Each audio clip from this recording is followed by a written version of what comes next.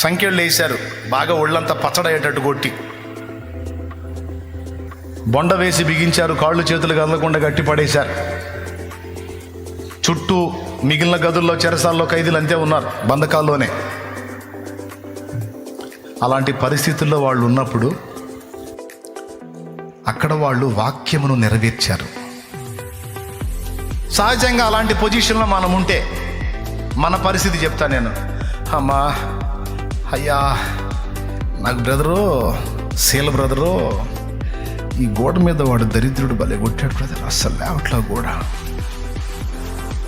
Paul brother, నీకు ఆ గోడే, నాకైతే ఈ మోకాల మీద బాధాడు, అసలు కదలటల్లా, ఒకటే నొప్పి, అబ్బో అమ్మో. బ్రదరు, ఏంది మన పరిస్థితి? ఏముంది బ్రదర్, అన్యాయం రాజ్యం వెళ్తుంది. దెయ్యాన్ని వదిలిచ్చాం కానీ మనం ఏమన్నా చేసామా? ఎవరికన్నా హాని చేశామా? కానీ ఎంత దారుణం చేశారు, ఒళ్ళంతా మామూలు లేదయా, రక్తం కూడా వస్తుంది బ్రదర్, ఇక్కడైతే చేయి కోసుకోవాలి. సరేలే బ్రదరు, దేవుడు ఉన్నాడుగా, దేవుడే చూసుకుంటాడులే. ఇది మన డైలాగులు. ఆ ప్లేస్లో మనం ఉంటే ఎంతమంది ఒప్పుకుంటారు? వాళ్ళు అసలు ఆ విపరీతమైన పరిస్థితులు ఏవి పట్టించుకోవాలా, ఎక్కడెక్కడ దెబ్బలు తగిలినాయో దెబ్బలు చూసుకోవాలా, బంధించబడ్డ పరిస్థితి చూసుకోవాలా.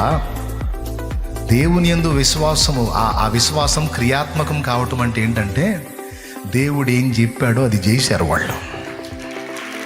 క్రియాత్మకమైన విశ్వాసం ఎప్పుడైతే మనలో విడుదలైద్దో అప్పుడు శక్తి విడుదలైద్ది సోదరా, అది పాయింట్. అప్పుడు పవర్ రిలీజ్ అయితే అది కార్యాన్ని సాధించిద్ది, అది పాయింట్.